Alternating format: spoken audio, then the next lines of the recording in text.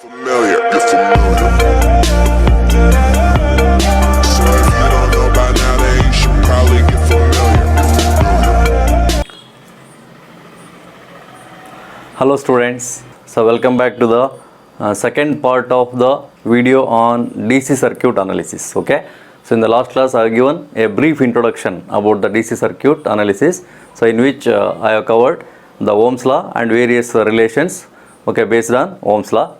And finally I concluded there are two types of voltage sources. Okay, electrical energy sources can be classified as voltage source and current source, isn't it?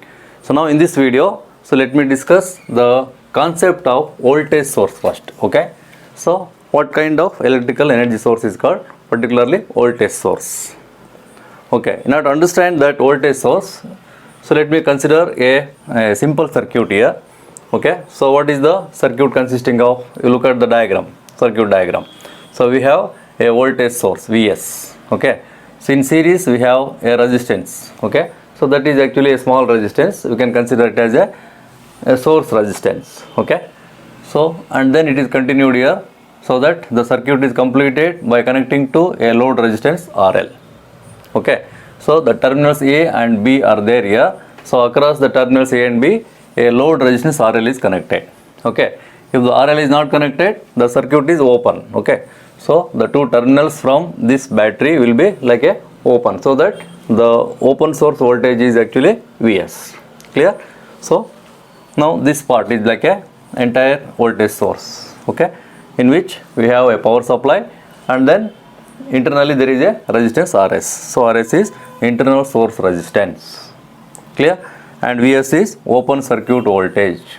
Okay, open circuit voltage is nothing but voltage source also. And what is RL? I said it is a variable load. Okay, one can vary the load here. Suppose if I put an arrow mark like this, you can understand that the load resistance can be adjusted or variable. Okay, now in this circuit, how do you calculate the total resistance of the circuit? I mean RT, total resistance of the circuit is equal to, so there are two resistors connected in series, isn't it? So just if we add RS and RL, so RS plus RL is equal to total resistance RT. Clear? And then if there is a flow of current, because the circuit is closed here, there is a flow of current like this in this direction, positive direction actually here, positive terminal of the battery. So from this positive terminal you have to consider the direction of current. Okay, it ends with the negative terminal, right? So that is the conventional direction of the current in any circuit. Okay, in any DC circuit. Now how do you calculate that current? Once you know the total resistance RT is equal to RS plus RL, according to Ohm's law, the current in the circuit, okay, total current in the circuit is given by the supply voltage Vs divided by total resistance Rs plus RL. Correct? So V by R is the current according to Ohm's law. So here the supply voltage or source voltage is how much? Vs. Total resistance circuit is how much? Rs plus RL. Okay. So this equation 1 gives the total current passing in the circuit. Okay. Now how do you calculate the voltage across the terminal AB? So VAB, or it is also equal to VT, means total voltage. Okay. So the total voltage is also considered as the voltage drop across the load. Okay, so either VAB or VT or voltage across the load, let it be VL. So they are all same. So that is equal to again Ohm's law. According to Ohm's law, the product of current into resistance RL. So across the load resistance RL you are considering the voltage. So it should be I into RL. Okay. Now from equation 1, just substitute the current. Okay, equation for current is Vs by Rs plus RL. So it is equal to Vs by Rs plus RL is substituted and multiplied by RL. Clear? Now multiply and divide by RL. You have to simplify this equation by multiplying and dividing by RL to the numerator and denominator. Here RL cancels in numerator, in the denominator will come across. Okay, so R1 plus Rs plus RL. RL cancels here, so Rs plus RL is left here. Okay. Now this ratio Rs plus RL in the denominator is very important for us. Okay, to understand about what kind of source we have. Okay, the property of the source or the behavior of the voltage source is completely depending upon the ratio Rs plus RL. Okay, Now suppose in the ratio RL is very much greater than RS. So normally in any voltage sources the applied load will be very high. Okay, so compared to internal resistance, RS is just internal resistance. What do you mean by internal resistance? The opposition to the flow of current by the battery itself. Okay, internally. So that opposition will be very less in the battery or in the source. Okay, so RS is very small compared to the externally connected load. So in that case, if RL is very much greater than RS, the ratio RS by RL is very small compared to this one. You will get a very fraction. Okay, so compared to 1, the ratio RS plus RS by RL can be neglected here. Okay, very small can be neglected. So what you will get in the equation? So we can see that VAB, voltage across the terminals AB, is approximately equal to Vs. So what do you mean by that? The terminal voltage, okay, the terminal voltage across the circuit AB is equal to the supply voltage only. Okay, so nearly equal to Vs.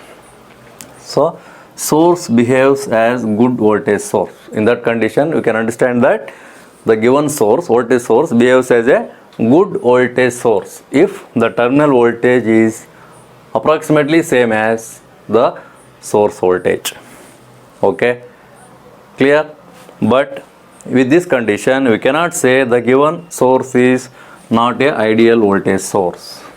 Okay, we can call it as only good voltage source but not the ideal voltage source. Okay, now the big question is why it is not considered as ideal voltage source. Okay, even though say VAB is approximately equal to Vs, it is not the ideal voltage source. Okay, so now let us discuss why this is not the ideal voltage source. Okay, the concept continues here. See, let us consider the condition in such a way that I said the load resistance is very high compared to what?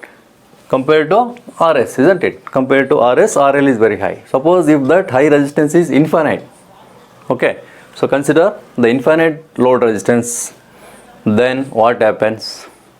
First of all, you have to understand that RL is very infinite, means almost nothing is connected. The terminals A and B like open circuit. Okay, so if in any open circuit, okay, there is no possibility of flow of current at all, isn't it? So then no current flows through the load.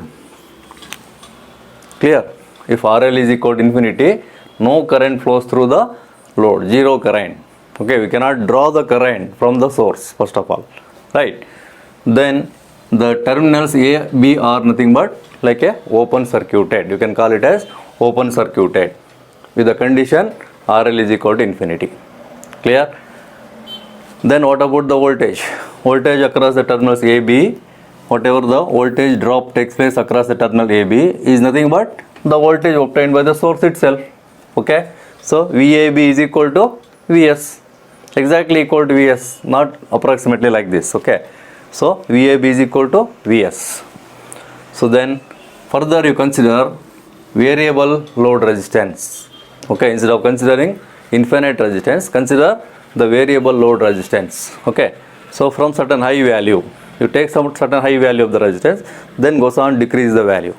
Then you observe the flow of current in the circuit. See, if RL decreases, then the current increases. Okay, as RL, because the opposition to the flow of current decreases, you know.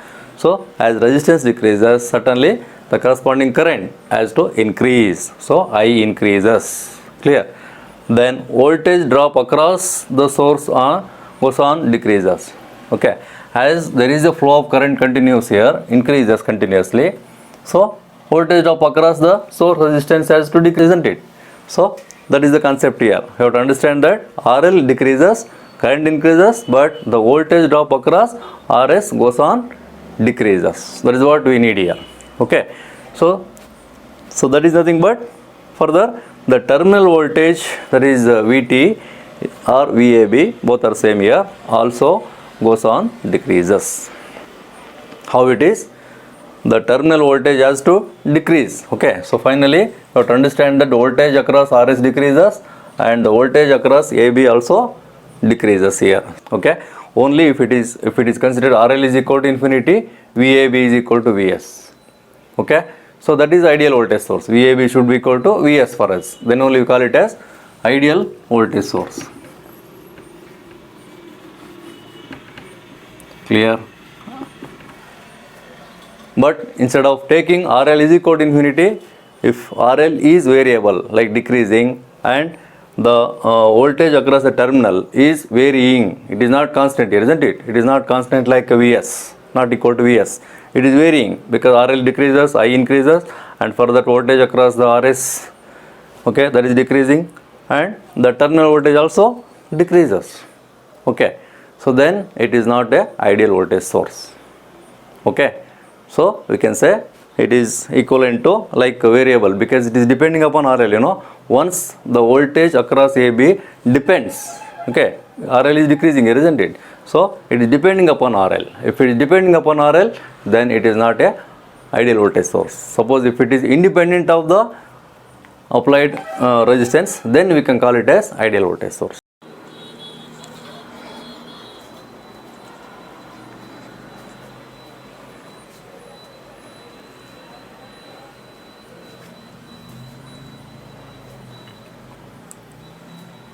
Okay, now look at the another circuit diagram. So where it is very clear for you to understand about what is ideal voltage source.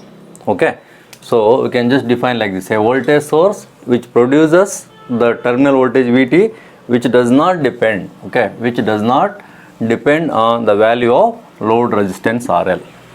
Okay, it should not be depending upon the load resistance RL, and also if there is any variation of current with respect to RL, there is a variation of current also, right? So it is not depending upon the current also, so that it should give continuously a constant voltage. Okay, the terminal voltage should be always constant. See, we have again two types of ideal voltage source, of course. Okay, the first diagram is for DC source. Okay, we can call it as ideal DC source. How it looks? So there is a battery. DC source is a battery here. Okay, and the terminals are A and B. So what is the load resistance connected here? No, nothing is connected, isn't it? That indicates, so RL is equal to infinity. Open circuit is nothing but RL is equal to infinity. You have to understand. Okay, open circuit is always gives infinite load resistance. Clear? Now in the same thing you consider as ideal AC source also. So just you have to replace the source. Instead of DC source, you consider the symbol of AC source. Okay, this is a symbol of AC source. Okay, this is DC, this is AC. In case of DC, you can clearly mention which is positive, which is negative terminal. Whereas in case of AC source, so one side if I mention positive, in that particular instant this terminal is positive. Okay, other side negative. Okay, the flow of current may be in this direction. But as it is AC source, it is changing the terminals continuously, changing the phases continuously.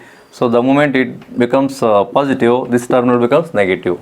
Okay, alternately it is changing the direction of the current. Okay, in one cycle it flows like this, in second cycle it flows in the opposite direction, isn't it? Because positive terminal is here, then the current starts from here. Okay, like that continuously there is a change of direction. So at one particular instant we can mention which side is positive, and we can show the corresponding direction of current. Okay, again at the terminals AB, okay, there is no resistance connected, so RL is equal to infinity. You have to understand, right? Correct? Okay. Now with respect to a voltage, current voltage graph, IV characteristics, it is called IV characteristics graph. So we can understand what is an ideal source again. So for any ideal source, IV characteristics should be like this. Okay, so along y-axis we have the variation of the terminal voltage VT, and then along x-axis we have the variation of corresponding load current or corresponding load resistance.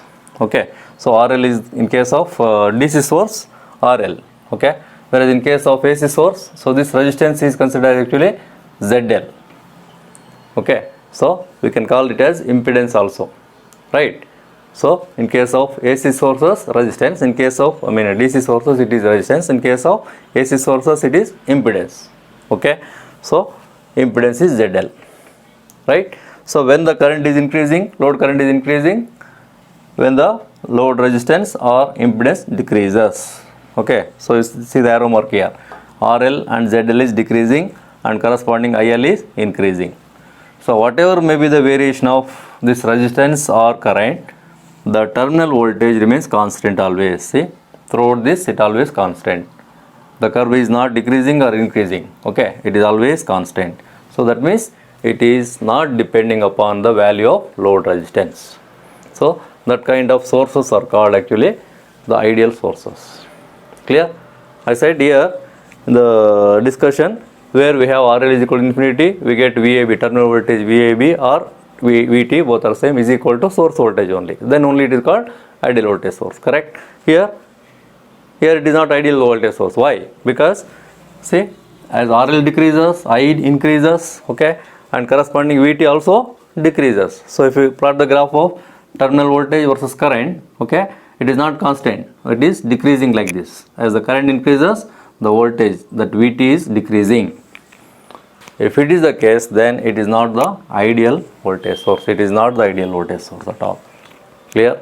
If it is constant like this, with respect to variation of the load or variation of the current, then only it is called ideal voltage source, applicable for both DC and as well as AC. Clear? So that is the concept of in general ideal voltage source. Okay, but practically there are no such voltage sources considered as ideal voltage sources. Okay, so this is only the theoretical concept. Okay, in fact, so whatever the sources you take, either DC or AC, so they will behave in this manner only. Okay, the terminal voltage has to decrease with the increase of the current, okay, or decrease of the resistance as they vary the load. Okay, the voltage you cannot expect that it is always constant as in case of theoretical expectation of the ideal voltage source. Okay, so then the practical, they are called actually the practical voltage sources. There is a difference between ideal voltage source and practical voltage sources. Okay, now look at the circuits for practical voltage source. Okay, so the only difference here is if you are not connecting any load resistance across the terminals A and B. Okay, that means it has only a voltage source, so without any resistors at all. Okay, so there is no RS, there is no RL at all. Okay, only a source is directly connected to the terminals A and B. It is the ideal voltage source, right? Now we have an internal resistance RS in series with the source voltage, okay, voltage source, and then externally we have connected a load resistance RL, so that the output of this source across the terminals AB has to depend on the load resistor RL only. Okay, so then we can consider it as a practical voltage source. Okay, so we have two types again here. So practical DC source by connecting a DC source here, and similarly in place of DC source if you connect a AC source, then it is a practical AC source. That's it. Okay, so in that case actually the resistors are called impedances. Internal impedance, internal source impedance ZS, external load impedance ZL.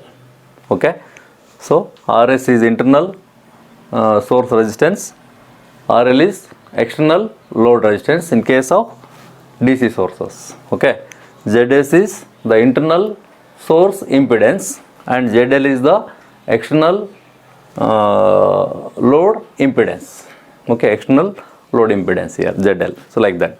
So in both the cases we can expect that the output voltage, that VT, okay, what you call it as VT across the terminals. VT means terminal voltage, correct? In both the cases the terminal voltage across the terminals A and B is depending upon resistance here.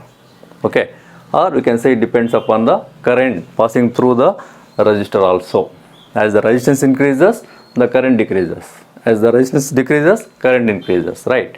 So with that concept, according to Ohm's law, so we can show further how the voltage current varies. That is called actually IV characteristics. Okay, current voltage standard characteristics it is. Okay, for a practical voltage source. Okay, just to consider terminal voltage along y axis and the corresponding load current. Okay, current passing through the load is called load current IL. Then with respect between this variation of V and I, what kind of graph you will get? So it is not a constant, okay, it is decreasing like this.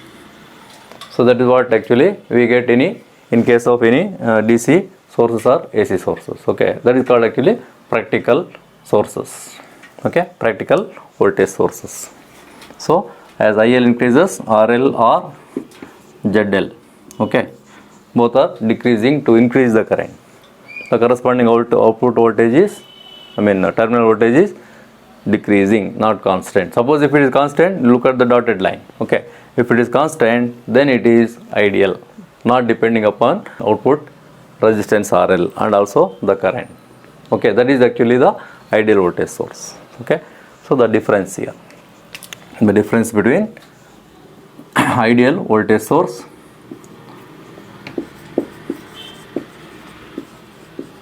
with practical voltage source, okay, that's it.